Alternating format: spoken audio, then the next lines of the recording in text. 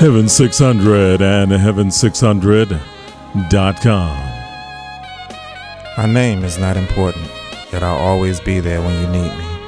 The complexion of my skin doesn't matter, because we're all the same underneath. The color of my eyes are not important, because we all see the same things.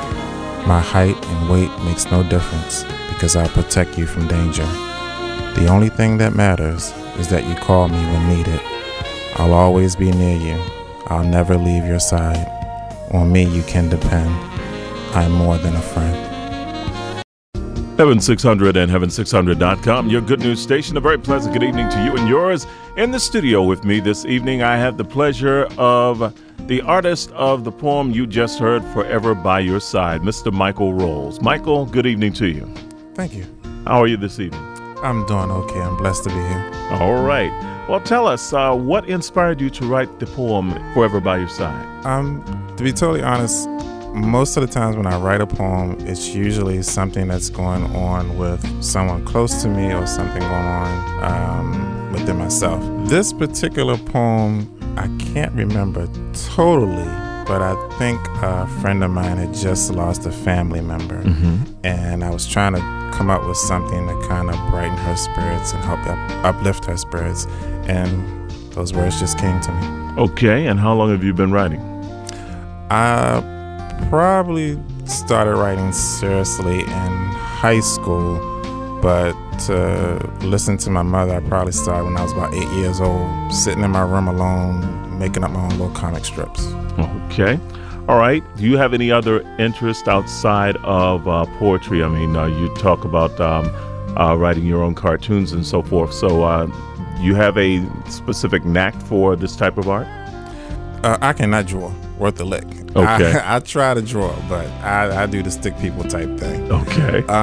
But I do like writing short stories and poems. And right now I kind of feel myself gravitating towards taking my poems and making DVDs out of them, mixing video footage that I've created and music that I've been teaching myself to program and create.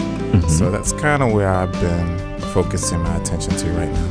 Okay, so do you have anything that has been published as far as your poetry or short stories or anything?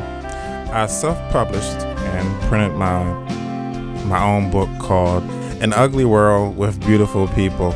That's the first book that I seriously tried to publish and put out to people. The very, very first book I made was shortly after my father had passed, and it's a book called Love Has a Heart All Its Own. And when I put that book together, it was basically a collaboration with another young lady that I was working with, trying to inspire her to put her poetry out there. So I created the short stories, she created the poems, we kind of put them together, and we mainly sold them to the people that we worked with at SSA. Okay. All right. So if anyone was interested in reaching out to you to possibly purchase one of your books, how would they be able to do that? My website is www.mrimaginative.works.com. Okay. Give that to us again. www.mrimaginative.works.com. Okay. All right, and you're going to present another poem entitled A Child's Eyes. Tell us about that poem. That poem, I think when I wrote this poem, it's probably going through a blues period, probably listening to things on the news about children, and it just dropped in my heart.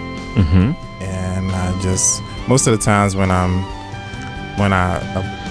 something comes to me, it usually just comes out the blue, and I just have to sit down, and whatever is in my heart, whatever is in my mind, I just write it out. Okay. All right. And once again, if anyone would like to reach out to you, how would they do that?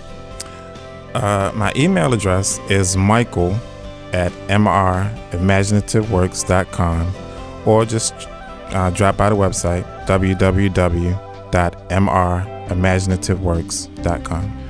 Okay, well, thank you so much, Michael, for coming into the studios with us this evening and bringing us two of your poems, which I'm prayerfully they will be an inspiration to our listening audience. And we will hear A Child's Eyes in moments right here on Heaven 600 and heaven600.com. Heaven 600 and heaven600.com. In a child's eyes, every day has sunshine. In a child's eyes, their love is somehow blind. In a child's eyes, you can see happiness. In a child's eyes, everyone's heart is kind. The world would be a beautiful place if we could all see through a child's eyes. A child can see things no one else can, with an innocence and wide-eyed smile. As a child matures and develops each year, obstacles and influences come his way, most of which change the look he has in his eyes to coldness and sometimes fear. Why do people change like the seasons? The Bible teaches love thy neighbor, but after the church doors have been closed, people tend to forget what they're taught. As parents, we teach our kids right from wrong, yet sometimes we don't seem to know ourselves. Our founding fathers said all men are equal, yet we don't follow that constitutional rule. We're sending our kids mixed messages, and the mass media doesn't even help. We need to come together as one to save what is left of our nation. In a child's eyes, the whole world is beautiful. In a child's eyes, colors make no difference. In a child's eyes, there's a special kind of love. Life in our world would be so much better if we could all see life through a child's eyes.